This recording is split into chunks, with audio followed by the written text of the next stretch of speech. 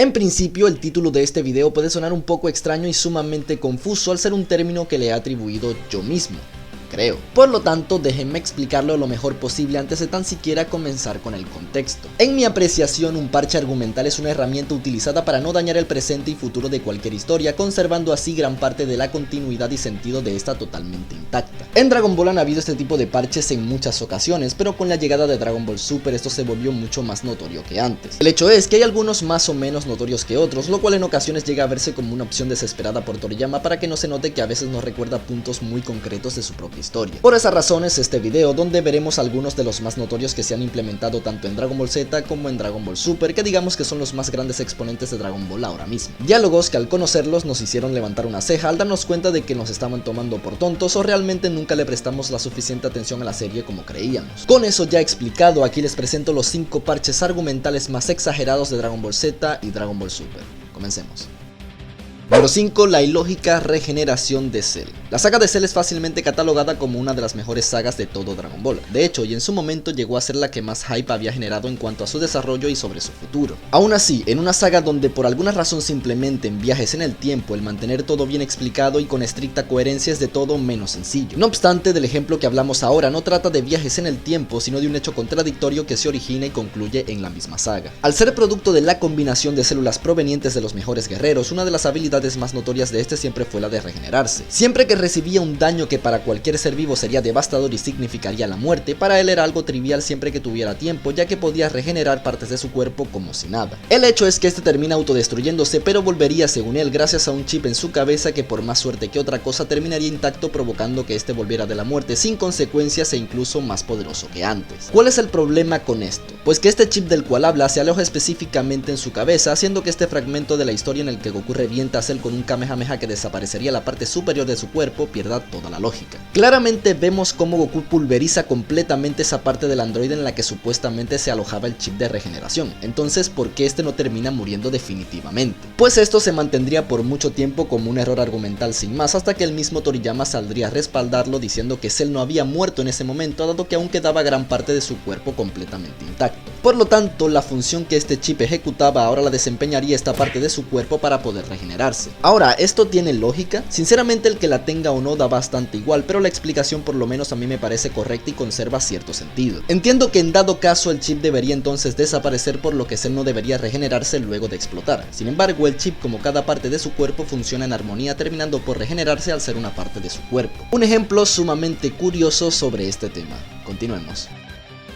Número 4. La fusión Potara nunca fue eterna. La aparición de las fusiones en Dragon Ball implantaron de manera inmediata un nuevo punto de vista en cuanto a la escala de poder. Todo guerrero que saliese de la fusión sería ahora muchísimo más poderoso que cualquiera de sus partes por individual, al punto de no haber prácticamente comparación entre estos. Entre todas las que hemos visto, evidentemente las más famosas y recordadas siempre han sido Vegito y Gogeta, al ser provenientes de los Saiyajins más poderosos. Aunque ambas fusiones son conformadas por los mismos guerreros, esas también se diferencian una de la otra por varios motivos: su aspecto físico, su vestimenta, su nombre y procedimiento de fusión. Varias diferencias, pero ninguna en cuanto a potencial que se haya explicado. Tanto Vegito como Gogeta siempre han sido fusiones equivalentes, solo diferenciadas en cuanto a poder por el fandom de estos. No obstante, antaño existía un argumento irrefutable por el cual Vegito sí que era mejor fusión y este era su inexistente límite temporal. ¿Pero por qué? Pues básicamente porque en principio se nos explica claramente que la fusión mediante Arcillos Potara es una fusión eterna y que no se separaría jamás. Por lo tanto, el usar ese argumento era colocar a Vegito por encima de Gogeta. Pues ¿qué creen? Esto nunca fue así, o solo fue así hasta la llegada de Dragon Ball Super, en donde se nos revela que la fusión Potara no es eterna, sino que solo dura una hora. Y lo peor es que te lo lanzan así por la cara como si fuese un dato menor. Nadie hace un comentario sobre ¿en serio? Pero si el Kaioshin anciano de nuestro universo dijo que era una fusión sin límites. Esta maniobra argumental de Toriyama es muy interesante, ya que según cómo lo hiciera podría haberle salido peor todavía. ¿Por qué? Pues porque básicamente siempre se nos había explicado que Vegito se separaba porque el interior de Buu era una dimensión distinta que alteraba la fusión. Pues resulta ser que en realidad lo que pasó es que este había recortado su tiempo de fusión al usar el campo de fuerza que impidió que Buu los absorbiera con éxito, provocando así que la hora inicial de la fusión se recortara. Pero aún esto no explicaba el cómo es posible que Kibitoshin sí que durase fusionado por meses sin separarse y no solo una hora. Pues resulta además que la fusión sí que es eterna, pero solo en seres que sí sean Kaioshins. ¿Por qué? Pues porque el guión lo pedía a gritos para justificar el por qué Vegito sí es temporal y Kibitoshin no. Ahora, ¿tiene lógica esto? Pues por supuesto que la tiene. De hecho, está muy bien planteada, ya que solo con un par de diálogos queda totalmente explicado. explicado. La pregunta que sí vale es si realmente esto era necesario, y para mí, siendo sincero, sí que lo era, ya que había que nerfear un poco a Bellito. El hacer que este fuese una fusión eterna haría del argumento muy sencillo para él, simple y sencillamente porque era demasiado superior a cualquiera. Además, el separarlos luego sería muy complicado al ser este por mucho superior al poder de las esferas. Este, para mí, aunque es un parche muy correcto, es de los más exagerados y poco sutiles. Pero bueno, con esto dicho, pasemos al siguiente. Número 3. Falta de cola en Goten y Trunks. Durante mucho tiempo este fue un tema de debate entre los fans de Dragon Ball, quienes nunca pudimos llegar a un punto medio sobre por qué pasaba esto. En lo personal quiero pensar que lo que Toriyama diría años después sobre esto no es un parche argumental, sino que realmente este tenía toda la biología Saiyajin perfectamente orquestada. Como sabemos, una de las características más notables que tienen las razas Saiyajin para hacerlos reconocibles es la existencia de su cola. La misma es la representación de su lado más salvaje y peligroso, la cual vendría siendo su forma Osaru. Cada Saiyajin, sin importar su rango o clase, nace con este apéndice de manera natural y se mantiene prácticamente toda su vida. Incluso si este llega a ser cortado o cercenado, vuelve a regenerarse luego de cierto tiempo. Pues bueno, todos los Saiyajins de Dragon Ball Z que se llegaron a ver la tenían, hasta un momento de la serie en donde dos Saiyajins en específico nunca presentaron esta característica, Goten y Trunks. Ahora, ¿por qué sucede esto? En principio creo que todos aquí pensábamos o asegurábamos dos cosas. Una era que se les era arrebatada al nacer y se les llevaba un seguimiento para que nunca la llegaran a desarrollar por completo, o que a Toriyama se le había olvidado que dicha característica existía.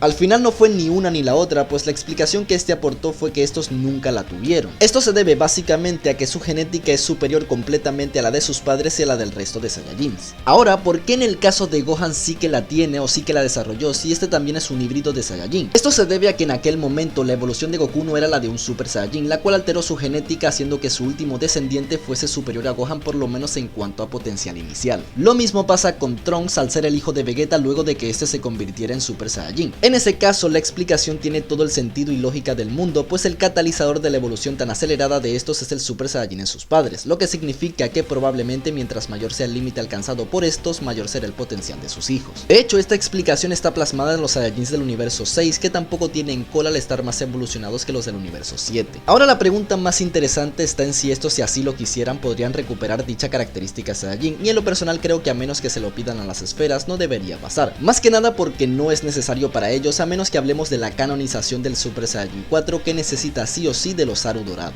Pero bueno, con eso dicho, vayamos al siguiente puesto. Número 2. El absurdo e inalcanzable poder de Bills. Lógicamente, cuando hablamos de dioses de la destrucción estamos refiriéndonos a uno de los escaños más altos existentes en poder en cuanto a Dragon Ball. Básicamente para eso es que existen en primer lugar, para ser los seres más poderosos de su universo, pero con una infinita diferencia sobre el resto. Ahora, es innegable que el poder de los dioses siempre ha sido objeto de una especulación fallida que nunca lleva a nada. ¿Por qué? Pues porque básicamente jamás se ha alcanzado por nadie que no sea otro dios o un ángel. Y tal como parece, esto se mantendrá así por muchísimo tiempo más. Y no está mal si no fuera porque la escala de poder en Super se centra exclusivamente en superarlos. Bills desde hace tiempo es la representación de un guión hecho personaje, dado que su poder escala constantemente con cada saga que pasa. Nuevamente digo, esto no está mal hasta que vemos cada referencia que ha existido hacia su poder máximo. En principio, Toriyama planteaba a Goku, Bills y Whis en una escala numérica en donde Goku Dios era un 6, Bills un 10 y Whis era un 15. Lógicamente esto fue corregido por cuestiones de continuidad en Dragon Ball Super, donde se nos dice que Bills lo único que hizo fue jugar con Goku, mostrando una parte ínfima de su poder real.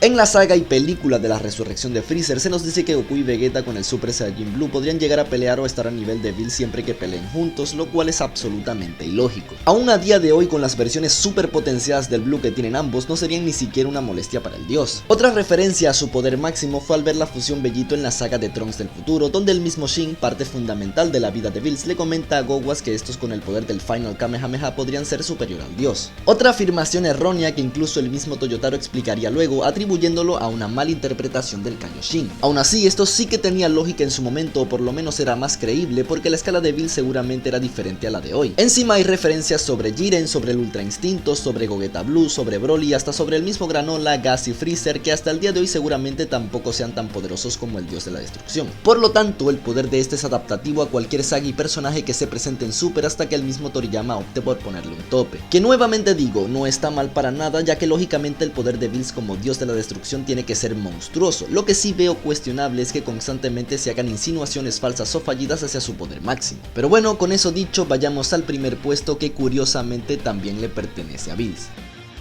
Número 1. La inclusión de Bills en Dragon Ball. En principio podrían decirme que esto fácilmente podría estar en un solo puesto con el anterior, pero acaban de ver cómo nos extendimos demasiado solo con ese punto y ese tampoco se queda atrás en cuanto a duración. Pero ¿a qué me refiero con la inclusión de Bills en Dragon Ball? ¿Cómo puede ser esto un parche argumental si más bien hablamos de la inclusión de un personaje? Pues bueno, no me refiero explícitamente a la inclusión del personaje, sino a cómo este modificó tantísimas cosas en Dragon Ball. Al ser un personaje tan importante en la cosmología, pedestal y cronología del mismo, su existencia representa muchos puntos importantes para la historia. Cuando este llega, nos damos cuenta de que Toriyama tuvo que trabajar mucho para darle importancia y peso, aprovechando cada resquicio de interpretación en el manga para atribuírsela a este, y hay varios ejemplos de esto. Tenemos aquel en donde se mencionaba la existencia de un monstruo muy poderoso que había sido el responsable de encerrar al anciano Kaioshin en la espada Z, el cual luego entenderíamos que era Bills. Obviamente en este momento no se menciona porque Bills, o por lo menos el concepto de este, ni siquiera existía, pero con esto más o menos se van dando una idea de a lo que me refiero. También, y un ejemplo que me chirría bastante, es aquel que dicta que fue este quien ordenaría a Freezer destruir el planeta Vegeta, restándole mucha personalidad a aquel plan mítico de Freezer, el cual se resumía en el miedo creciente de que estos se rebelasen ante su imperio o una hipotética aparición de un Super Saiyajin. Pues no, fue Bills quien se picó porque el rey Vegeta no le dio la mejor almohada del planeta.